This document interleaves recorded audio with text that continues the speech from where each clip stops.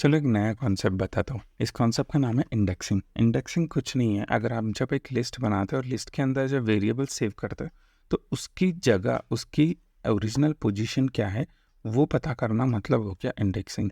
अब मैं पहली मेरी लिस्ट बनाता हूँ ABCDE नाम से, क्योंकि हमें पता है कि A1 पे आता है, B2 पे आता है और C3 पे आता है, D5 पे आता है। ये हमें ऑलरेडी पता है, इसलिए मैंने ABCD ले रहा हूँ।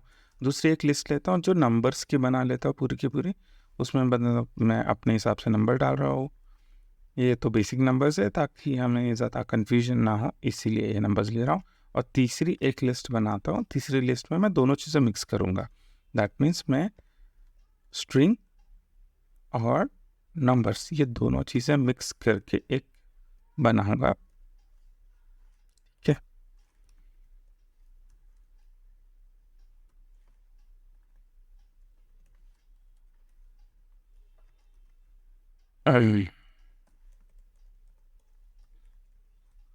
चलो, तो अब हमें प्रिंट करना है। समझ लो कि सबसे पहली चीज़ देखते हैं कि ए वाली जो हमारी लिस्ट है उसमें सी कितने नंबर पे, तो हमारे हिसाब से वो आनी चाहिए 1 2 3। ठीक है, तो इसके लिए कमांड लिखनी पड़ती है।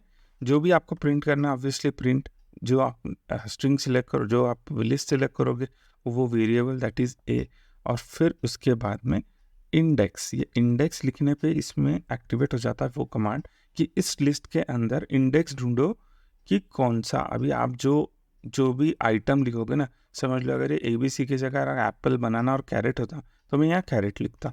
मैं अभी मैं देखता हूँ कि सी कितने नंबर पे आ रहा है और वो प्रिंट करता हूँ। हमारे हिसाब से 3 आना चाहिए, पर ये तो 2 प्रिंट कर रहा है। ये रीज़न है इसको। क्योंकि जब इंडेक्सिंग होता है, जो भी लिस्ट होता है पाइथन के अंदर, इंडेक्सिंग स्टार्ट होता है 0 से। 0 1 2 3 4। तो जब भी आप कोई भी चीज़ का इंडेक्स ढूंढोगे तो वो 0 से काउंट करना शुरू करेगा। मैं एक और एग्जांपल देता हूँ। मैं अभी हमारी सेकंड वाली लिस्ट लेता हूँ जो है B। तो B लिस्ट के अंदर अगर मैं इंडेक्स देखता हूँ, किस नंबर का देखेंगे ये हम लोग, 23 का देखेंगे इस टाइम। तो 23 हम लोग जो नॉर्मल गिनते हैं, हम कैसे गिनेंगे 1 2 3 4 5, तो हमारा तो ये 2 आना चाहिए। बट यहाँ पर इस कंडीशन में जब मैं इसको रन करता हूँ तो यहाँ पे 1 आता है। क्योंकि ये 0 से काउंट कर रहा है। सिमिलरली एक और थर्ड, हमारे पास 3 स्ट्रिंग्स है ना, 3 लिस्ट है ना, तो हम लोग तीसरी लिस्ट पे भी करके देख लेते हैं। अब लिस्ट तो तुमको पता है कि कलेक्शन ऑफ वेरिएबल है, आप नंबर्स भी डाल सकते हो, ये भी डाल सकते हो, इसीलिए मैं वैसा ले रहा हूँ। तो अभी यहाँ पे मैं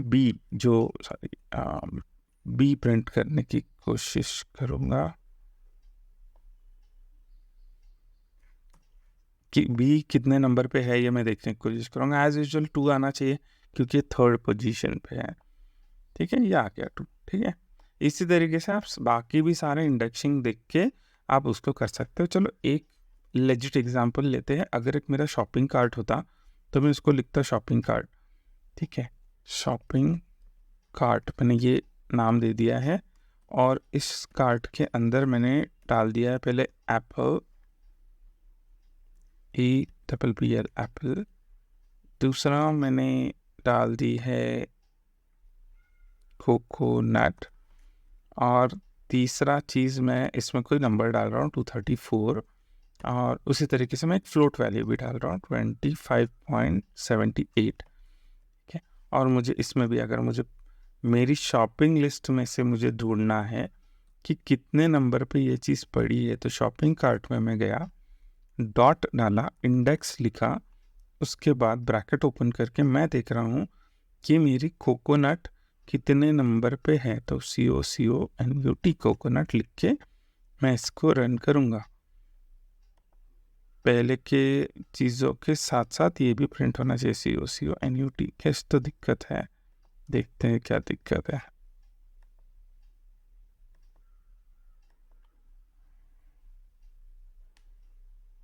कार्ड लिख दिया था गलती से, यहाँ कार्ट होना चाहिए, शॉपिंग कार्ट, और उसको फिर रन कर देता हूँ।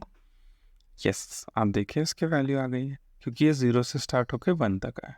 बस ऐसे ही छोटे छोटे बेसिक टिप्स के लिए और बेसिक अंडरस्टैंडिंग के लिए मुझे कमेंट में बताओ कि आपको कैसा लग रहा है वीडियो, और कुछ भी टॉपिक अगर आपको समझना है तो उसके बारे में। मैंने एक पिरामिड के ऊपर भी छोटी सी शॉर्ट बनाई, आप वो भी देखो कि प्रिंट कैसे करते हैं पिरामिड पे, दिखा देता हूँ।